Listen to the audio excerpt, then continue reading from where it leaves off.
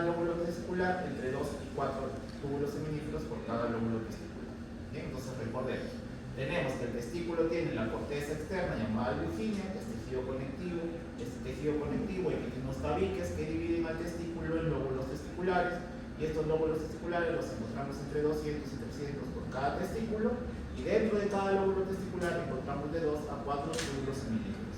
Bien, ahora los túbulos seminíferos, haz de cuenta que son como conductitos, como mangueritas, entonces van paralelos los unos con los otros, y va a determinar que cada lóbulo testicular tenga dos espacios: el espacio que ocupan los túbulos seminíferos y el espacio que hay entre los túbulos seminíferos. ¿Se entiende? Imagínate que tienes tres mangueras que están acá enrolladas en este ambiente. Entonces, el espacio que ocupan las mangueritas es el espacio tubular. Pero los pequeños espacios que hay entre ellas se llama espacio intersticial. Entonces, dentro de un lóbulo testicular tienes dos espacios: el de los túbulos seminíferos y el espacio intersticial. Ya, ojo con ese dato que lo vamos a necesitar en otra diapositiva. Entonces, seguimos. De los 2 a 4 túbulos seminíferos que hay por cada lóbulo testicular, luego salen hacia la parte interna del testículo y forman estos conductos que ves acá, que se llaman tubos rectos. Ya, acá no le han puesto nombre, pero se llaman tubos rectos. Si te fijas, mira, este es el lóbulo, dentro del lóbulo están enrollados los túbulos seminíferos, y al final drenan los túbulos seminíferos en este pequeño conducto que estoy señalando, que se llama tubo recto. ¿Ya? Estos tubos rectos luego desembocan en esta otra estructura donde van a desembocar todos los tubos rectos, y se le conoce como la red de testis. ¿Está bien? Entonces sigue la secuencia: tenemos túbulos seminíferos, tubos rectos, red de testis. De la red de testis ahora van a nacer los conductos eferentes, y los conductos eferentes desembocan en la cabeza y parte del cuerpo del epidídimo. ¿Ya? Es esta estructura que ves acá. Del epidídimo, que es el lugar donde los espermatozoides, ojo al dato, adquieren movilidad. Antes de eso no eran móviles, o sea, tenían su flagelo, su cola, pero todavía no tenían la capacidad de moverse por sí solos. Entonces, esa capacidad recién la adquieren en el epidídimo. Acá terminan de madurar los espermatozoides, y luego van a salir por el conducto deferente, que es este conducto que estoy señalando por acá. Bien, hasta acá hemos llegado. Ahora, fíjate en este otro gráfico. Este es el testículo, ya sabemos cómo están las estructuras dentro. Este sería el epidídimo. Como ves, del epidídimo, la cola del epidídimo se continúa con el conducto deferente. El conducto deferente avanza, ¿okay? Y va a ir lateral y posterior a la vejiga. ¿Ya? Lateral y posterior a la vejiga, saliendo por el conducto inguinal, mejor dicho, entrando por el conducto inguinal. Ya, viene por acá, entra hacia el conducto inguinal y finalmente va hacia la cara lateral y posterior de la vejiga.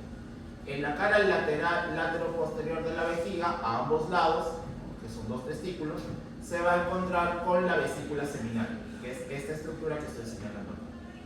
Cuando se encuentra con la vesícula seminal, ahora fíjate en este otro gráfico: testículo, ¿qué sería esto? Conducto deferente.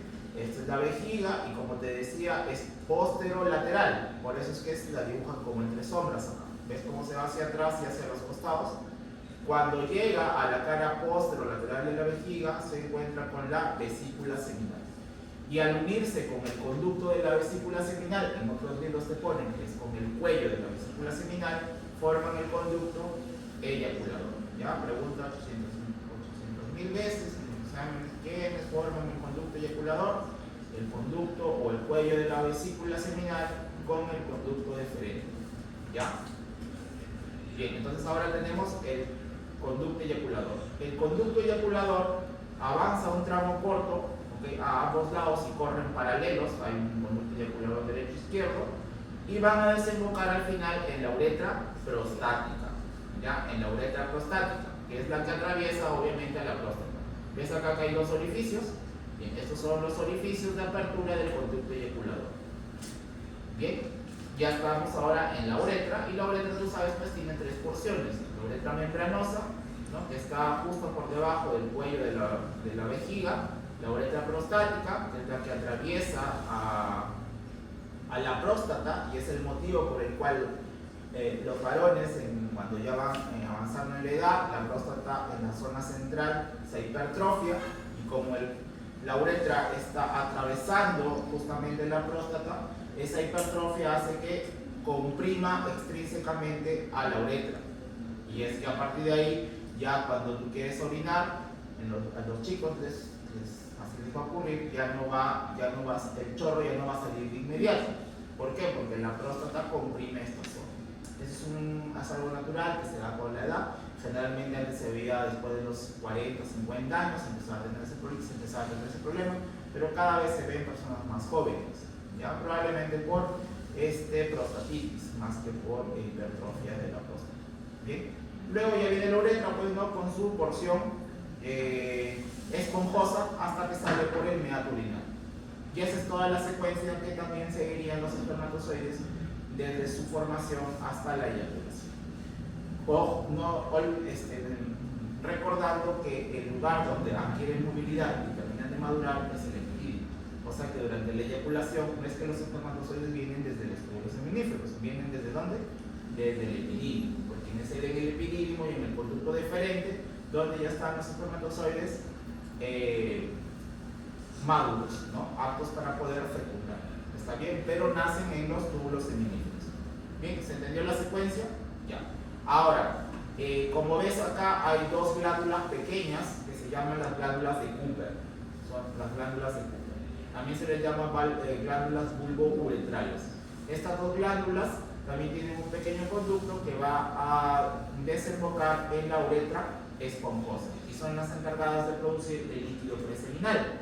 El líquido preseminal es un líquido de aspecto transparente, viscoso, que permite lubricar y regular el pH ácido de la orina, ¿no?, que salió por la uretra, preparando el camino para el acto sexual, porque es lubricante y sale por el meato, y también para lubricar la uretra y permitir que por ahí salgan los espermatozoides. ¿Ya? Entonces el líquido preseminal es producido por estas dos glándulas pequeñas llamadas glándulas de Cooper o glándulas bulbouretrales. ¿Correcto? Bien. Ahora, específicamente hablando ya del pene. El pene tiene tres cuerpos. Tiene un cuerpo central, que es el cuerpo esponjoso, y tiene dos cuerpos cavernosos. Bien. La uretra está contenida dentro del cuerpo esponjoso, que es el cuerpo que tiene localización central que anterior. Tendría que ser este. Y el cuerpo esponjoso hacia distal tiene una dilatación formando el glande. ¿Okay? Entonces, como ves, esto que está de color algo rojo, marrón, bueno, esto de acá, ya, este es el cuerpo esponjoso, va por el centro, pero allá a la parte distal se dilata, forma la cabeza del pene, el glande, y contiene al meato urinario. Bien, ya a los costados tenemos a los dos cuerpos cavernosos. Se les llama cuerpos cavernosos porque están formados por cavernas. Estas cavernas son unas especies de capilares que se pueden llenar de sangre y son los que permiten la erección. Entonces, la micción y la eyaculación es gracias, o mejor dicho, se produce a través del cuerpo esponjoso, pero los que permiten la erección son los dos cuerpos cavernosos. Si hacemos un corte transversal, vamos a ver que el pene tiene esta configuración. El cuerpo esponjoso está un poco hacia adelante, excepto en la parte distal que se dilata para formar el glande, y a los costados tenemos a los cuerpos cavernosos, que, como te digo, son los responsables de la erección. Bien, esas son las características del pene. Ahora seguimos avanzando. Entonces vamos a, ya sabiendo toda la anatomía externa, vamos a hablar ahora de la histología. Entonces habíamos dicho que si tomamos el testículo tiene una capa gruesa llamada albuginia, que está formada por tejido conectivo, que emite tabiques y que hacen que el testículo se divide en lóbulos testiculares. Y dentro de los lóbulos testiculares tenemos a los túbulos seminíferos. Y te había dicho que como hay túbulos seminíferos, eso configura dos espacios: el espacio tubular y el espacio entre los túbulos, que se llama intersticial. ¿Ok? Entonces, ahora hemos ampliado y acá tenemos, estos serían los túbulos seminíferos. Acá sí está el nombre, mira, el túbulo recto, y este túbulo recto desencadenado en la red de testis. Y acá, como ves, están los dos espacios. Este es el espacio de los tubular y el espacio que dejan entre ellos se llamará intersticial. Ahora, ampliamos mucho más y ya tenemos acá un corte transversal de un túbulo seminífero. Entonces, dentro del túbulo seminífero vas a encontrar dos grupos celulares.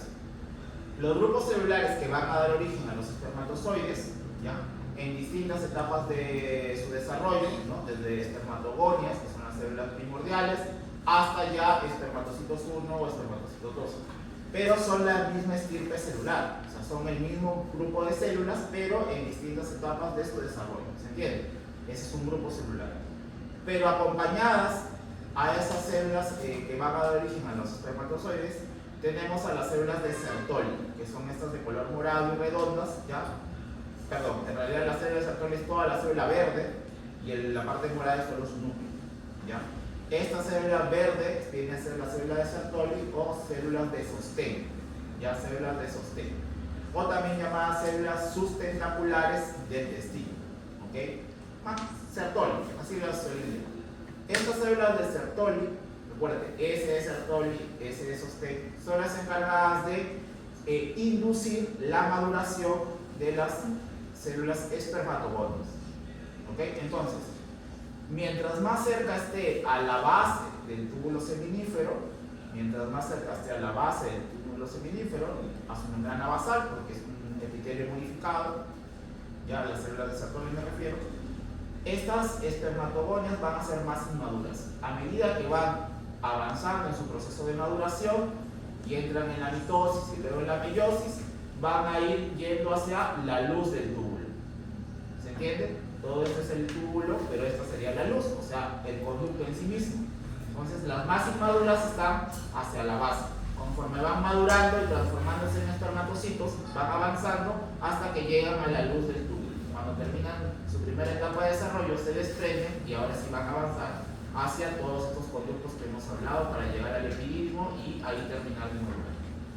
Bien, entonces, dentro de los grupos celulares, ¿cuáles se encargan de inducir la maduración de las espermatogonias? Las células de sostén. ¿Quiénes se encargan de su manutención? Las células de sostén o Sertoli. De su nutrición, las células de Sertoli. ¿Ya? Entonces, dos grupos celulares dentro del túbulo, las espermatogonias y las células de Sertoli. Pero te decía que hay un espacio entre los túbulos seminíferos llamado intersticial, y dentro de ese espacio encontramos a las células intersticiales o células de Leydig, que son estas de esta manera. ¿Cuál es la función principal de las células de Leydig? Es la producción de testosterona. Bien, esos son. Entonces, son tres grupos celulares: las espermatogonias, que darán origen a los espermatozoides, las células de Sertoli o de sostén, y las células intersticiales, las células de Leydig, productoras de testosterona. Bien, todo correcto hasta ahí, todo se entiende. Muy bien. Ahora, esto ya es redundante, este es un corte transversal, no te olvides, hacia la base están las espermatogonias primordiales. Conforme van madurando, van ascendiendo hasta llegar a la luz del túbulo y se convierten en espermatocitos, luego en espermatozoides. Bien, entonces eso ya está entendido. Ahora vamos a retroceder un poco. ¿Cómo es que se da la diferenciación sexual? Entonces, la diferenciación sexual se da por los cromosomas. Las células somáticas, las células en general de todos los órganos del cuerpo, van a tener 23 pares de cromosomas. O sea, tienes 46 cromosomas. Esas son tus células somáticas. Pero de esos 23 pares de cromosomas tenemos 22 pares somáticos o autosomas y tenemos un par sexual. Bien, ese par sexual puede ser XX en el caso de las mujeres o XY en el caso de los varones. El determinante para la diferenciación sexual es el cromosoma Y. ¿Ya? La presencia del cromosoma Y induce que esa gónada primordial, porque son células germinales que tienen la capacidad de convertirse o en un ovario o en un testículo, ¿ya? Esa diferenciación se va a dar gracias a la presencia del cromosoma Y. Bien, ese es el factor determinante para la diferenciación sexual, la presencia del cromosoma Y. En ausencia del cromosoma Y, entonces, seguirá la línea femenina, y en presencia del cromosoma Y, seguirá la línea masculina. Por eso es que si, por ejemplo, hay alteraciones genéticas en las cuales nacen 22 cromosomas y un solo X en vez de tener dos X como las mujeres, ese síndrome, ¿cómo se llama? Síndrome de Turner. ¿Ya? Ese es el síndrome de Turner, donde solamente tienen una X. Tienen alteraciones, sí, pero fenotípicamente se ven como mujeres, ¿verdad? Suelen tener amenorrea, infertilidad y otros problemas, pero estéticamente se ven como mujeres. ¿Ya? Bien. Entonces, mira, al inicio tenemos una gónada indiferenciada. Alrededor de las 6 semanas del desarrollo embrionario es una gónada indiferenciada. O sea, es un órgano que tiene la capacidad de convertirse ya sea en testículo o en ovario. Bien, ¿qué va a determinar que vaya un camino al otro? La presencia del cromosoma Y. Si hay presencia del cromosoma Y, se va a inducir una serie de cambios que terminen en que se transforme en un testículo, y si no hay cromosoma Y, pues seguirá la vía de convertirse en un ovario. Bien, ¿cuál es el factor determinante para que se pase a hacer la línea masculina?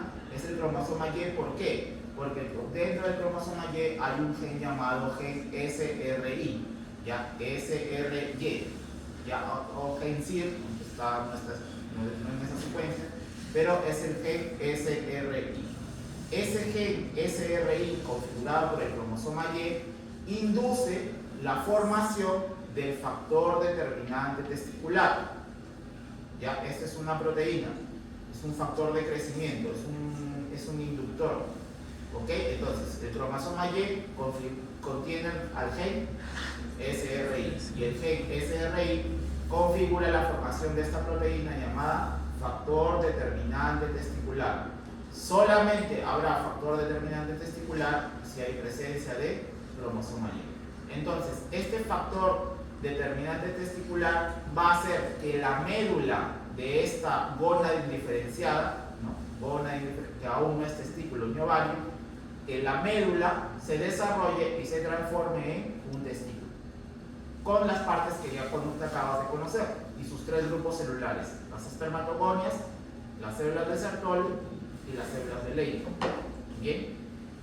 En cambio, si no hay cromosoma Y, no hay factor determinante testicular y por tanto no se desarrolla la médula, sino se desarrolla la corteza de la gónada indiferenciada, y esa corteza va a dar origen a un ovario.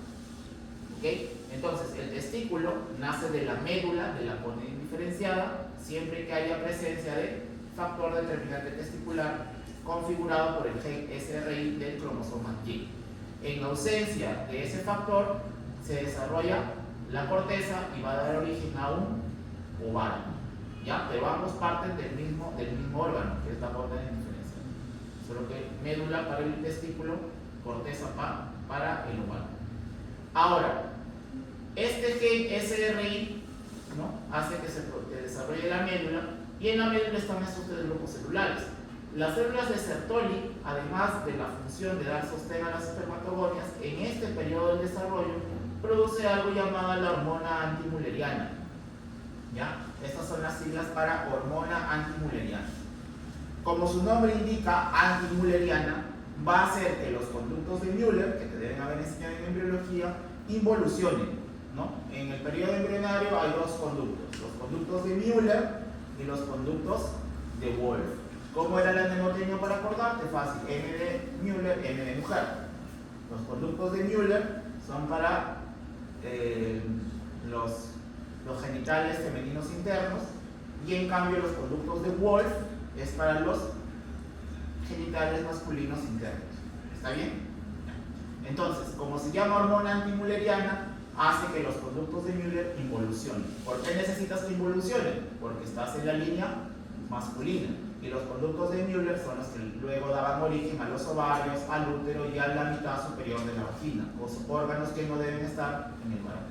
¿Ya? Entonces, la hormona antimülleriana, no lo olvides, producida por las células de Sertoli, induce la involución de los conductos de Müller. Por otro lado, también tenemos a las células de Leydig, que producen testosterona. La testosterona, en cambio, hace que se desarrollen los conductos de Wolff, y los conductos de Wolff van a dar origen al epidídimo, es en orden. ¿Qué sigue del epidídimo? Al conducto deferente y luego a la vesícula seminal. ¿Ya? Entonces, los conductos de Müller es a las trompas, al útero y a la mitad superior de la vagina. En cambio, los conductos de Wolf es al epidídimo, al conducto deferente y a la vesícula seminal. Por tanto, también al conducto eyaculador. ¿Ya? Entonces, la mulleriana inhibe a los Müller y la testosterona induce a los de Wolf. En cambio, si fuera mujer, que se desarrolla la corteza. Al desarrollarse la corteza, se desarrollan las células de la teca y de la granulosa que vamos a ver en la siguiente clase.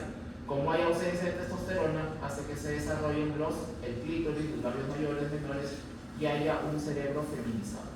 En cambio, la testosterona induce el desarrollo de la próstata, de las glándulas de Cooper, del pene, del escroto y haya un cerebro masculinizado. Y acá hay teorías en las cuales la exposición de las células desde la etapa embrionaria a altos niveles de testosterona hacen que se desarrolle no solamente los caracteres sexuales externos, sino la orientación sexual. Eso no está demostrado, pero es una teoría que si no hay una exposición adecuada en este periodo a niveles de testosterona, pues es un factor que se cree induce a la orientación sexual, ¿no? O sea, a la homosexualidad. Pero eso no está demostrado. ¿Ya? Bien, ¿se entendió? Ya. Entonces ahora vamos a usar este libro solo para mostrar un gráfico y quede claro. Bien, entonces, ¿en qué periodo estamos? En el periodo embrionario, 6 semanas de desarrollo. Ahí tenemos un estado bipotencial. ¿Por qué? Porque si bien es cierto, ya está configurado para que haya, porque ya se sabía que es XX o XY, eso se define desde la concepción. Hay algunas alteraciones en las cuales hay Y pero no se expresa. ¿Ok? Entonces al final, si no se expresa Y, ¿qué línea va a seguir? La línea de mujer, porque para que se exprese la línea masculina, el Y tiene que formar a su CIR y el CIR formar a su DDF. Esa es la secuencia. ¿Ya? Entonces, decíamos, si es mujer, no te olvides que se desarrolla la corteza, si es varón, la corteza involuciona y lo que se desarrolla es la médula. Ya, si es varón, se desarrolla Wolf y se inhibe Müller. Si es mujer, se desarrolla Müller y se inhibe Wolf. Ya, son datos básicos que tú debes conocer. ¿De qué proviene de cada uno? También. ¿Qué proviene de Wolf? ¿Qué proviene de Müller? Ya te lo acabo de decir. Tú también, por favor, no te vayas a olvidar. Y en la parte externa también hay cambios.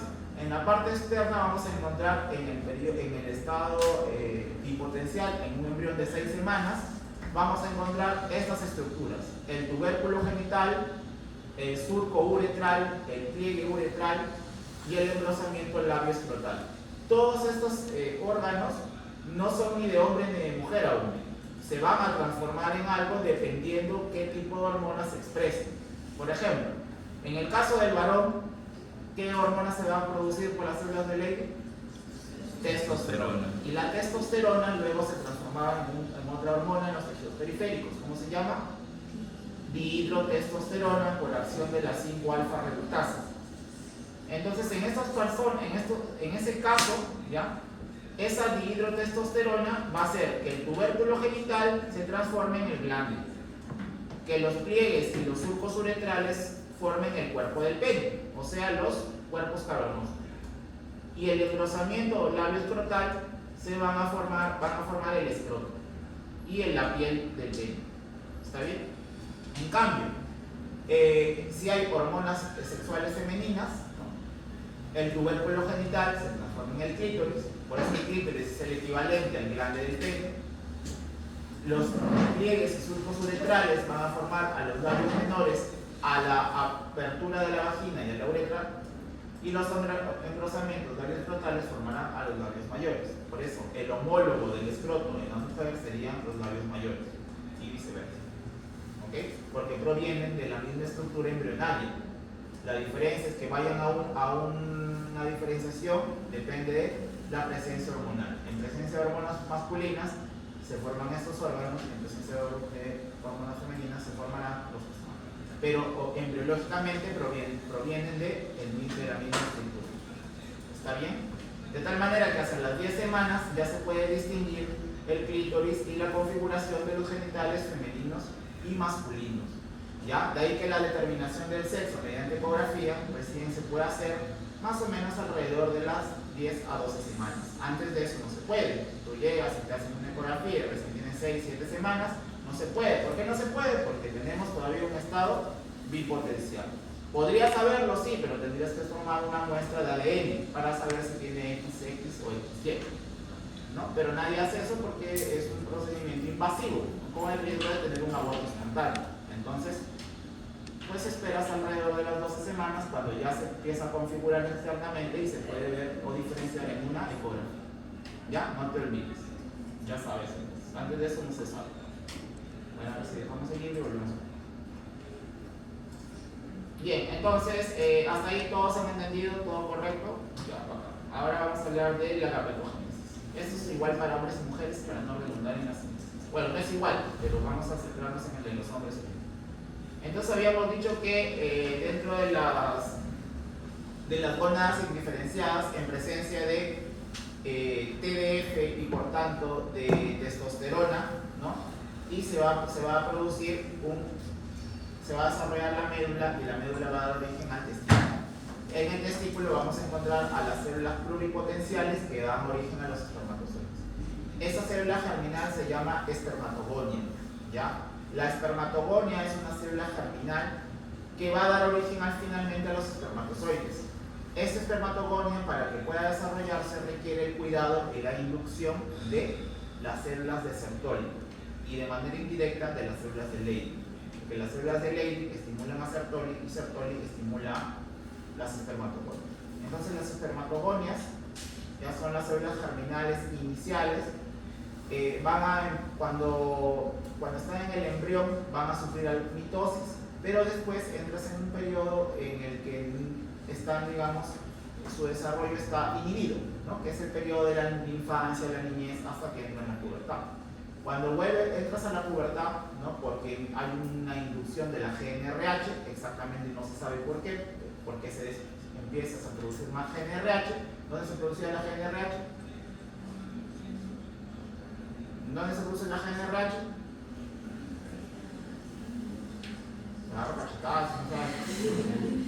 ¿Dónde se produce la GNRH? En el hipotálamo. Ya, en el hipotálamo. ¿Por qué? Porque tiene la palabra R. Yo te digo, todas las liberadoras son del hipotálamo. GNRH, hormona liberadora de la gonadotropina.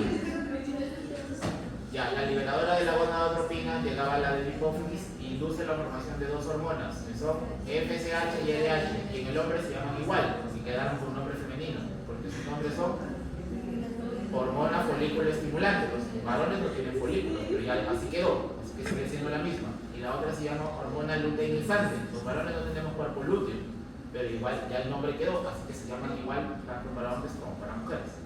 ¿Ya? Entonces la GNRH, cuando entras a la pubertad, inicia a secretarse impulsos. Estos pulsos se dan cada 2-3 horas. Y esos pulsos de GNRH hacen que se empiece a producir FSH y LH. ¿Está bien? La FSH estimula la célula de Sertoli y la LH estimula la célula de Leydig. ¿Ya? ¿Cómo me acordaban? Así se llama medio tonto. LH empieza con L, va con Leydig. Y FSH tiene una S en el medio, va con Sertoli. ¿Ya? Entonces la FSH con Sertoli y la LH con Leydig. ¿Ya? Entonces, ya hace rato quedó claro que las células de Sertoli son las que inducen la maduración de las espermatogonias. Ese dato te lo dije cuando te mostré la histología. Entonces, estas espermatogonias van a empezar a sufrir mitosis. No te olvides, primero hacen mitosis. La mitosis es cuando tú tienes una cantidad de ADN, ¿no? Y se replica en las mismas cantidades, ¿verdad? Esa es mitosis, simplemente haces clones de ti mismo. Esa es la mitosis. Entonces empiezan a sufrir mitosis. Estas células germinales ya tienen una carga genética como la de cualquier célula, o sea 2N. ¿Por qué 2N? Porque el origen era papá-mamá, cada uno ofreció 23 cromosomas, una N, 2N. ¿Está bien? Entonces las espermatogonias tienen 2N. Estas células espermatogonias empiezan a sufrir mitosis, y en la mitosis hay duplicación del material genético. Entonces, ¿qué obtenemos? Otras células que también son 2N. Por eso el gráfico te lo presenta así. ¿Ya? Entonces tienes muchas espermatogonias que empiezan a entrar en mitosis. Esas espermatogonias pueden tener dos caminos, las A y las B. Las A son las que sirven para que la población de espermatogonias no no decrezcan. O sea, por ejemplo, si tenía 100 espermatogonias, en realidad son mucho más, hay algunas que sirven para reponer a las que se dividieron y en un futuro den origen a otras espermatogonias. En cambio, hay otras espermatogonias B que no van a reponer a la población inicial, sino que van a entrar en la meiosis. Ese es el motivo por el cual los varones siguen siendo fértiles, aunque disminuya su fertilidad, pero siguen siendo fértiles toda su vida. En cambio, las mujeres no, porque las mujeres, cuando su óvulo germinal se divide, ya eso solo ocurre en el periodo embrionario. O sea, ya con el pool de óvulos con el que naces es tu pool completo. A partir del nacimiento solo vas a ir perdiéndolos. Con los que naces, cuando entras en la pubertad ya se murieron la mitad durante toda tu niñez. Y luego cuando empiece la menstruación, cada vez que ovulas, sí, se libera uno, pero para que ese uno haya podido formarse, tuvieron que 20 aproximadamente empezar a madurar. O sea, que se perdieron 19 para que uno lo logre. Y entonces van perdiéndose. En cambio, ¿por qué? Porque no tienen esta capacidad de reponer su propio o regenerar su pool original de células germinales, cosa que en los varones sí ocurre, porque como te decía, estas espermatogonias se replican por mitosis para formar nuevas y hay otras que sí siguen el camino de la diferenciación. ¿Se entiende la diferencia? Ya. Entonces, esas que siguen el camino de la diferenciación ya no solamente hacen mitosis, sino que son las que entran en la meiosis. Y la meiosis, como sabes, pues entonces empiezas por acá, hay meiosis 1 y meiosis 2, ¿verdad? En la meiosis 1 tú tienes 2N y vas a tener ahora, tomen la meiosis 1, están enseñando biología, te puedo enseñar, porque tú ya tienes, cada curso, cada ciclo, tú ya vienes con un pool de conocimientos. Tomen la meiosis.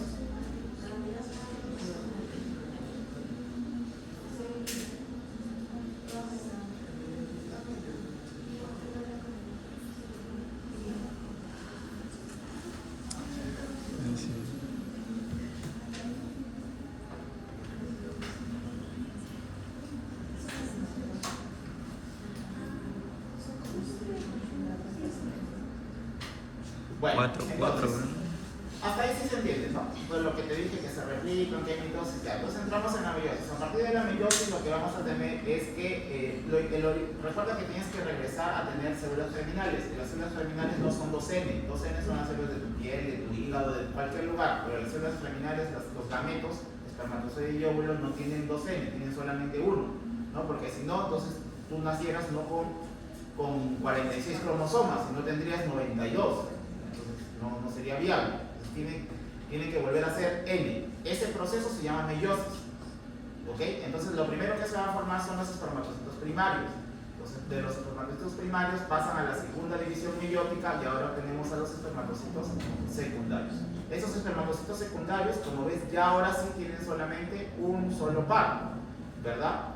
Y después van a formarse las espermátides. Las espermátides sí ya tienen una N y de las espermátides se formarán los espermatozoides. ¿Cómo se le llama todo este proceso? Se le llama espermatogénesis. ¿Ya? Espermatogénesis. Por ahí en algún libro vas a encontrar que la primera fase, donde solo hay mitosis, se llama espermatocitogénesis. ¿Ya? Espermatocitogénesis, donde te decía solo hay mitosis para poder repoblar a las espermatogonias. Cuando ya entras en la meiosis, esa sí se llama espermatogénesis. ¿Ya? Espermatogénesis, ¿verdad? Y al final, cuando ya las espermátides se van a convertir en espermatozoides, se llama espermiogénesis. ¿No lo notaste? Otra vez. La división mitótica de las espermatogonias se llama espermatocitogénesis. Cito, esa es la palabra, cito, espermatocitogénesis. Cuando ya entran en la meiosis, todo ese proceso, hasta que se formen las espermátides, ojo, se forman espermátides en la meiosis, no espermatozoides todavía, espermátides, ¿ya? Eso se llama espermatogénesis. Y ya luego, cuando se forman los espermatozoides, se llama espermiogénesis. ¿Por qué lo diferenciamos? Porque nacen espermátides. Esas espermátides todavía tienen que, para empezar, no tienen cola, no tienen todavía formado el acrosoma, se tienen que pasar por otro proceso de maduración hasta que finalmente se transformen en espermatozoides. Por Por eso es que es un proceso diferente. Esa es la espermiogénesis. Bien. Entonces, a partir de una espermatogonia, ¿cuántos espermatozoides tendremos? Tendremos 4. ¿Ya? 4. Bien, entonces te había dicho que la hormona que se encarga de la inducción de todo esto es la GnRH, liberada por el hipotálamo. Esta GnRH se libera en impulsos e induce la formación de LH. L de LH, L de Leydig, no te olvides, y Leydig que produce testosterona. En cambio, FSH estimula a Sertoli, y Sertoli que produce factores de crecimiento para inducir a Leydig, pero sobre todo las espermatogonias, porque son las células de sostén de las espermatogonias. ¿Qué otras funciones tiene la célula de Sertoli? También produce la proteína ligadora de andrógenos. ¿Ya? ¿Por qué es importante la proteína ligadora de andrógenos? Porque si bien es cierto, la testosterona es producida por las células de Leydig, esta testosterona es necesaria dentro del túbulo seminífero para que se desarrollen las espermatogonias. O sea, si bien es cierto, las células de Sertoli son las encargadas de cuidarlas, alimentarlas, inducir su maduración, necesitan estar en un ambiente de testosterona. ¿Y quién produce testosterona? La célula de Leydig. Esa testosterona, para que se quede dentro del testículo, ya se fija a algo llamado la proteína ligadora de andrógenos, que es producida por la célula de Sertoli. ¿Ya? La proteína ligadora de andrógenos, que es producida por la célula de Sertoli. Y esa proteína ligadora de andrógenos es mucho más, digamos,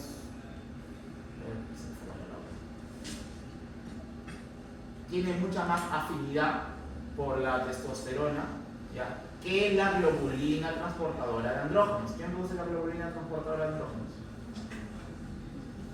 Ahí nunca hay pierde, siempre es un órgano, que todas las proteínas plasmáticas es por un órgano. El hígado. La testosterona se une a dos proteínas: a la ligadora de andrógenos, que produce Sertoli, pero este es solo para el testículo.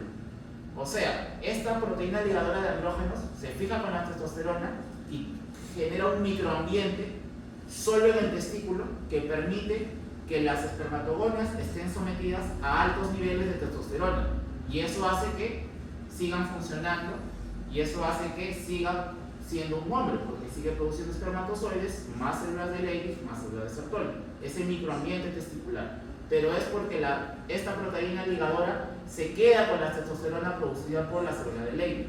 Pero hay una testosterona que se libera hacia la sangre, que viene del testículo, pero también hay otra que viene de la glándula suprarrenal, ¿de acuerdo?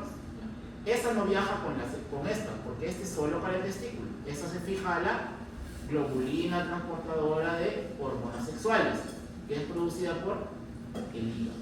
Esa ligadora de hormonas sexuales tiene menos afinidad por la testosterona. Es por eso que en los varones, por ejemplo, que consumen altos niveles de andrógenos o anabólicos, los que van al gimnasio, ¿no?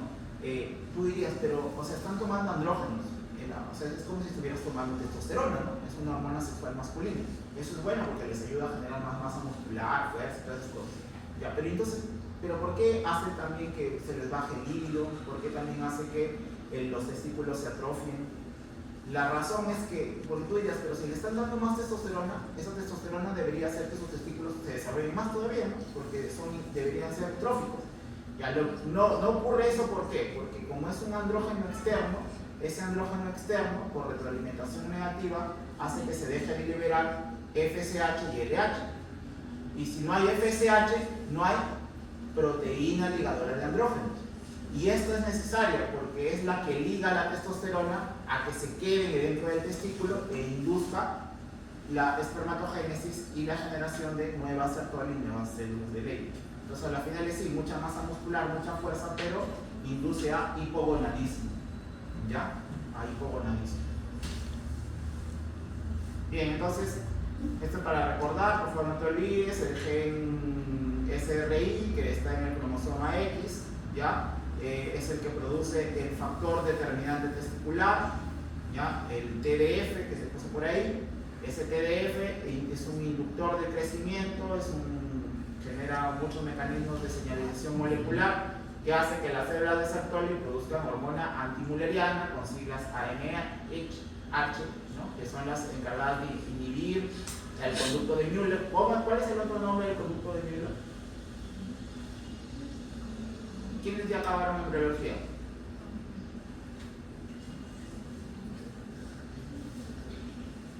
Allí hay un error. Bueno, voy a arrojarlo, como me estoy diciendo ya. Es un error de currícula, tiene que haber un orden, porque si no yo hablo de cosas que yo espero que ya sé. A veces no sabes porque no has estudiado, te olvidas, pero si no puedes llevarlo a la parte, porque se cruzan las cosas. Eso es embrio, es antes, debería ser antes del físico. Pero no es problema de ustedes, es la universidad, es las currículas modernas que imponen ahora. En mi universidad, que es nacional, también han cambiado. No sé por qué cambia. La medicina debe ser tradicional. O sea, con las herramientas tecnológicas, pero las currículas deben ser tradicionales. Más idiomas, más estas cosas que están bien, ¿no? Pero si ahí hay un error, ¿no? Les quieren poner todo de golpe, se abruman. Bueno, también se llaman paramesonéfricos, ¿ya? Paramesonéfricos. Por tanto, los de Ward se llaman mesonéfricos. Entonces, Sertoli, no te olvides, antimülleriana, regresión del conducto de Müller. Y las intersticiales producen testosterona y la testosterona estimula el desarrollo de los conductos de Wolff. Pero a su vez, la testosterona en los tejidos periféricos se transformaba en dihidrotestosterona, que sí se parecen, tienen acciones, también comparten algunas acciones, pero la testosterona es más importante para el trofismo testicular y la dihidrotestosterona es más importante para los caracteres sexuales externos. ¿Ya? O sea, para el trofismo del testículo y siga funcionando, testosterona. Pero para el fenotipo masculino, ¿ya? El desarrollo muscular, la voz gruesa, el vello, la distribución del vello, el crecimiento de los genitales externos, todo eso depende de la dihidrotestosterona. Pero la dihidrotestosterona provino de la testosterona. ¿Y cómo se transformó? Por acción de la 5-alfa reductasa. ¿Ya? La 5-alfa reductasa. Bueno, ya, esto ya es molecular, pero no te compliques, es lo mismo. Ya te he dicho, ¿a quién estimula el cerebro de Leydig? LH, ¿no? Ya nunca te vas a olvidar como te explicaba que lo recuerdes, ¿no? Ya. LH, Leydig. ¿Y qué hace Leydig? Produce testosterona. Y la testosterona, ¿qué es? Un esteroide, o sea, proviene del colesterol, ¿no? Eso tú ya lo sabes. Bien, en cambio por el otro lado tenemos a Sertoli, que es una célula más grande. Sertoli tiene Sertoli SD, FSH, entonces expresa receptores para FSH. FSH obviamente es una proteína, es un péptido, por eso es que ves, tienen receptores de membrana. Lo que va a hacer es la inducción de nuevas proteínas. ¿Cuáles, por ejemplo?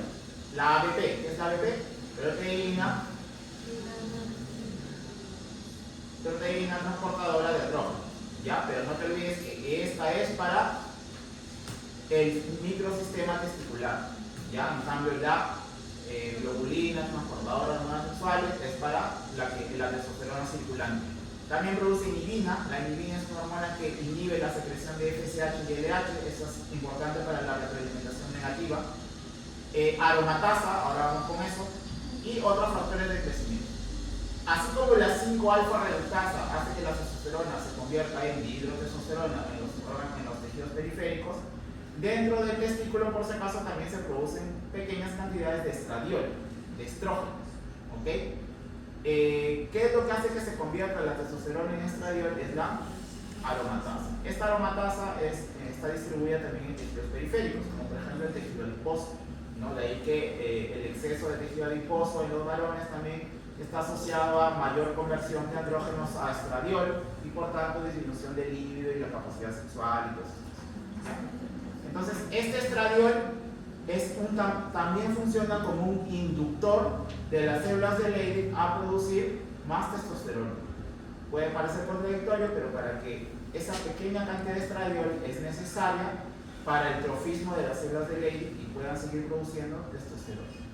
¿Ya? De ahí que tanto en varones como en mujeres la presencia de la hormona sexual del sexo opuesto también es importante para cumplir las funciones normales. ¿Ya? Bien, esta secuencia ya la has visto en corteza suprarrenal, es la misma. ¿Ya? Todo parte del colesterol, recuerda que siempre empiezas por prenenolona y al final en en varones pues nos interesa la testosterona. El dato clave es que la testosterona es sobre todo para los caracteres sexuales, o mejor dicho, para el trofismo testicular en sí, ¿ya? Pero en los tejidos periféricos predomina la dihidrotestosterona por acción de la 5-alfa-reductasa en sus tejidos llanos. ¿Bien? Y acá te ponen pues una diferencia entre las dos. Esta diapositiva está muy buena porque te ponen cuáles son las acciones mediadas por testosterona y cuáles son mediadas por dihidrotestosterona. Por ejemplo, la dihidrotestosterona es la que está asociada a la alopecia. ¿Ya? El exceso de testosterona en los varones, por si acaso, está asociado a alopecia. O sea, te crece mucho vello corporal, brazos, pecho, piernas, todo eso, pero hace que se te caiga el cabello. ¿Ya? El exceso de testosterona. Entonces, en varones que tengan alopecia, existen unos medicamentos que evitan la conversión de testosterona en dihidrotestosterona. ¿Cómo crees que se llaman esos medicamentos? Inhibidores de la 5-alfa-reductasa, porque la 5-alfa-reductasa es la que convierte testosterona en dihidrotestosterona. ¿Ya? Y con eso hacen tratamientos para la alopecia, o sea, para la caída del cabello en varones. ¿Ya?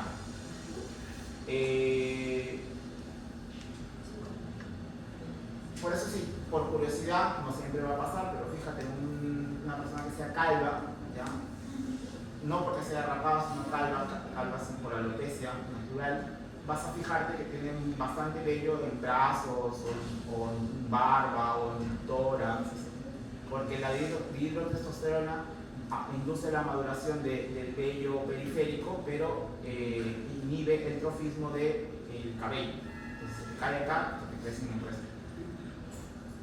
Entonces, cuando ves un pelado por ahí, fíjate y te mueves.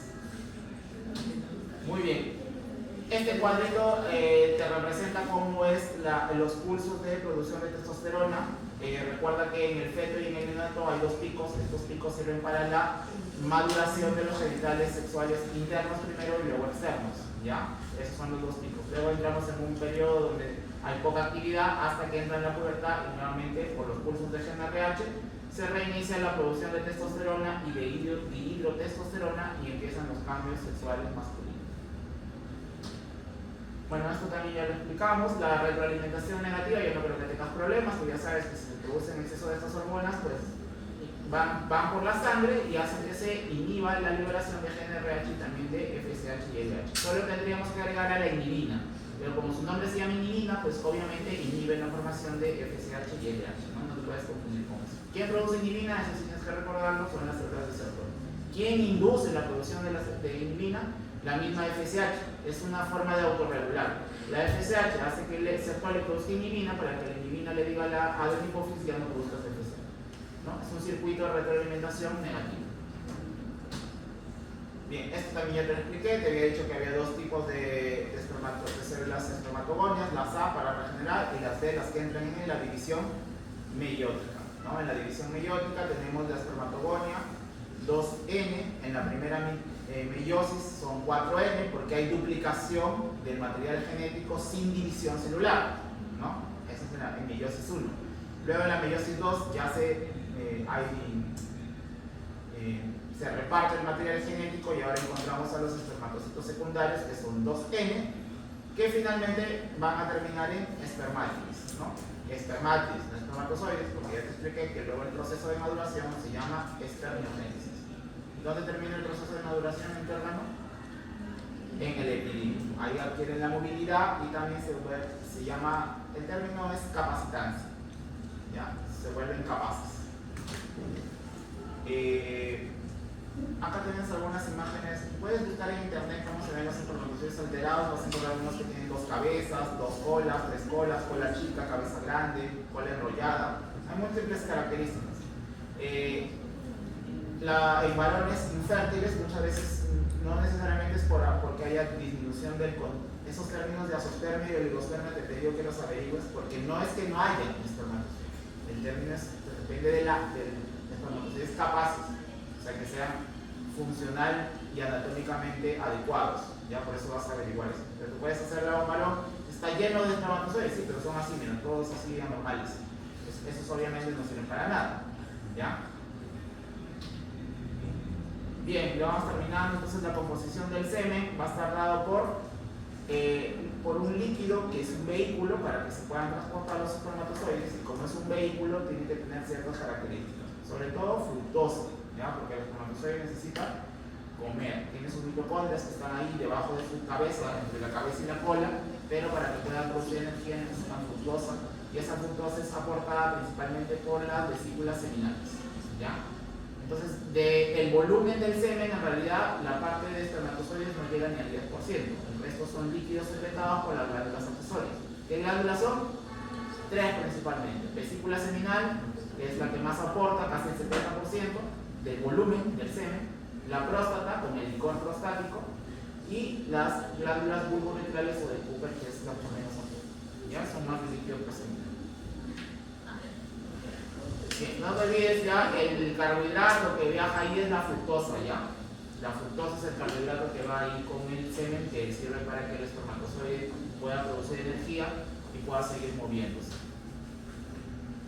El síndrome de suelo células de Sertoli puede deberse a muchas causas. Puede ser, por ejemplo, porque hay infecciones, por algunas enfermedades crónicas. Y es que le hacen una biopsia y resulta que no hay espermatogonias solamente, pero no es en todo el testículo, sino hay secciones donde solamente encuentran Sertoli. Entonces, si solo hay Sertoli y no hay espermatogonias, pues no va a haber una buena producción de espermatozoides. Ya, ese cuadrito está asociado a múltiples enfermedades. Este cuadro también, por favor, lo lees, ¿ya? No de memoria, porque todos son deducibles, partiendo de que la maduración final del epidídimo, la maduración final del espermatozoide se da en el epidídimo. Entonces, por ejemplo, aumento progresivo de la motilidad de óvulo. O sea, ¿qué te están diciendo? Que se mueve, ¿no? Pero te lo ponen con palabras así para que te compliques la vida. Entonces, la motilidad. Anterógrado significa que va hacia adelante, ¿no? O sea, no tiene recto, solo va hacia adelante, ¿ya? Eso se da en el epidídimo. Aumento de la capacidad de fecundación, ya eso se llama cuando se vuelven capaces, ya es la capacitancia de, no es capacitancia, la capacitación, es la palabra, del espermatozoide. Eso también se da en el epidídimo. Y para que pueda ser capaz, tiene que madurar su acrosoma, porque su acrosoma, que vamos a ver en la otra clase de fecundación, tiene unas enzimas que permiten al espermatozoide entrar hacia el óvulo, ¿ya? También hay reorganización de su membrana plasmática, la capacidad de adherirse a la zona pelúcida, mira, ya aparece la palabra, adquisición de receptores de proteínas de la zona pelúcida, adquisición de ácido sulfuro en los nucleoproteínas del espermatozoide. Entonces, todo esto se resume en motilidad y capacidad, ¿ya? Así que todas estas cosas se resumen en esas dos, entonces eso se da en el epidídimo.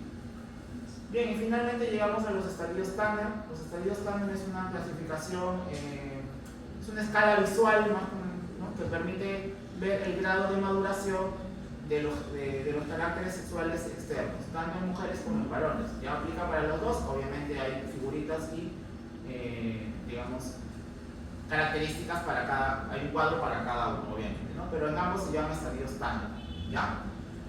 Un estadio 1 es, pues, de un niño, ¿ya? No te olvides, un estadio 1 es un niño, no hay vello, acá también están puestos de mujeres por si acaso, pero no en la figura. El pene y el escroto son pequeños, ¿no? Piensa en un niño, ese es un estadio Tanner 1.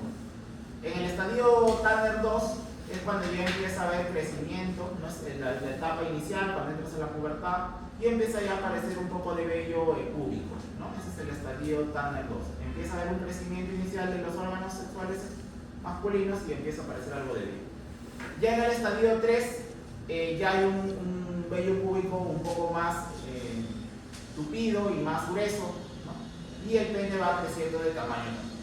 En el estadio 4 ya es el estadio de prácticamente al final de la adolescencia, ¿no? Donde no solamente ya el vello púbico va a abarcar toda la zona del pubis, sino que va hacia los laterales, hacia los conductos inguinales, ¿ya?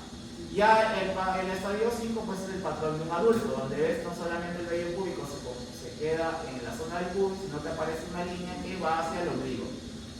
¿Ya? Entonces ese ya sería el estadio Tanner 5. Sí preguntan esto varias veces en los exámenes de salud, ya te dicen, tal paciente con estas características, ¿qué estadio es? Y hay que poner 1, 2, 3, 4, 5. Tanto en hombres como en mujeres. Bien, y ahora sí pues el reflejo de la erección. ¿De quién depende la erección? ¿Del simpático o del parasimpático? parasimpático, ¿no? Fácil de recordar, ¿no? El parasimpático es lo para, ¿no? Erección. Entonces, dependiendo de los pensamientos, eso también está inducido por los pensamientos sexuales, ¿no? Baja por los centros encefálicos superiores, se baja por la médula espinal y a través del sistema nervioso parasimpático induce la erección. Ahora, ¿por qué se da la erección? Porque tienen los cuerpos cavernosos. Los cuerpos cavernosos se llenan de sangre. Entonces, para que se llene de sangre tiene que haber vasodilatación o vasoconstricción.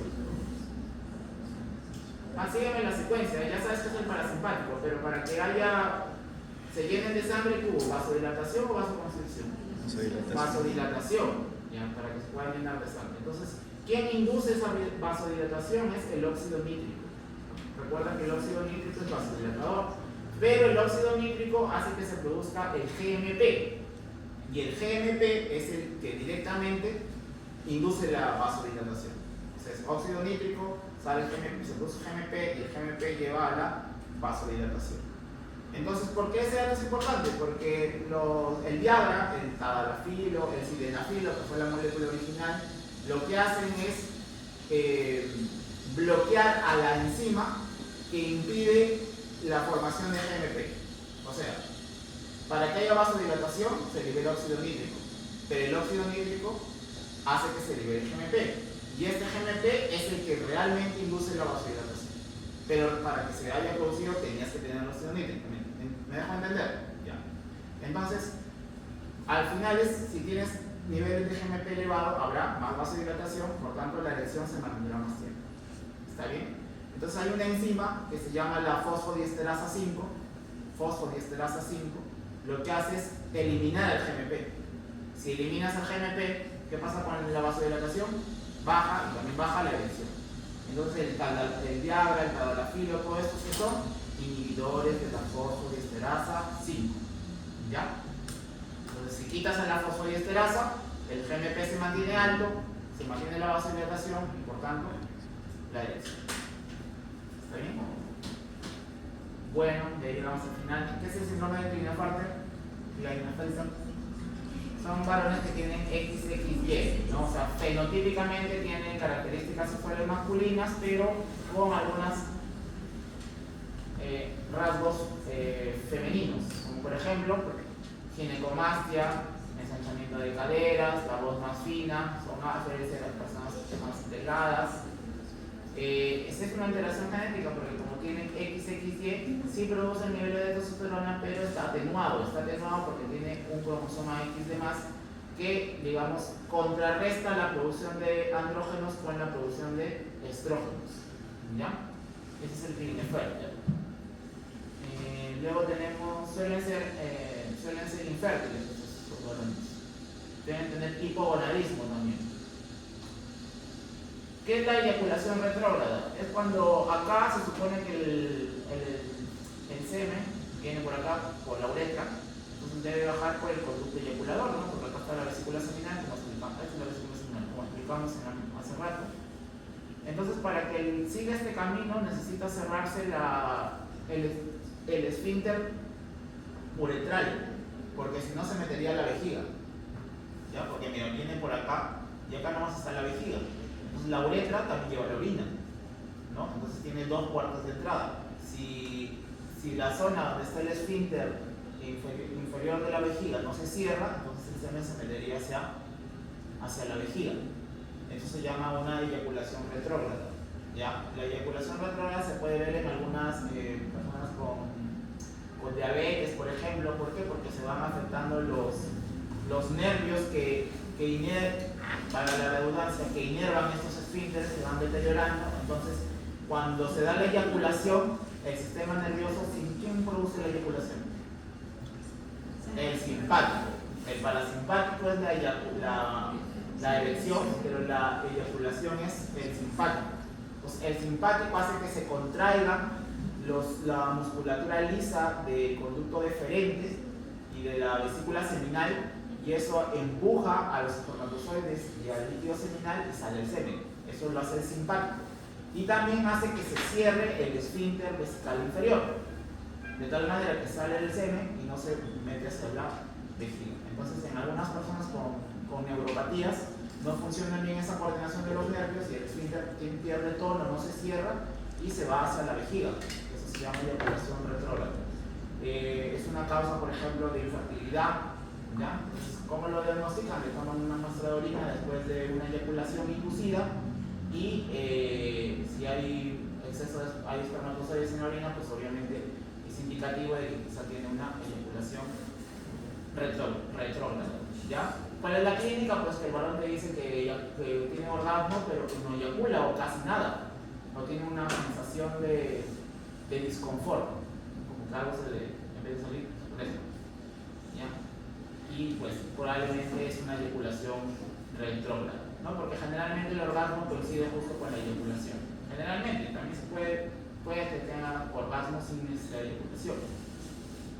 Esto ya es para gente ya que ha adquirido cierto tipo de experiencia. ¿Cuál es el mecanismo fisiológico de la testosterona en el hombre? No te olvides que son dos, ¿ya? La testosterona es principalmente para la inducción del fenotipo masculino, ¿ya? Y del microambiente testicular, pero a nivel periférico tienen mucha relevancia la dihidrotestosterona, ¿ya?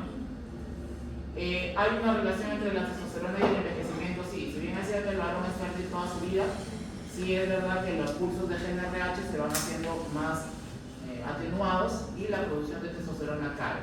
Entonces, eso está asociado a pérdida de la masa muscular, pérdida de la fuerza física, pérdida del líbido, ¿ya?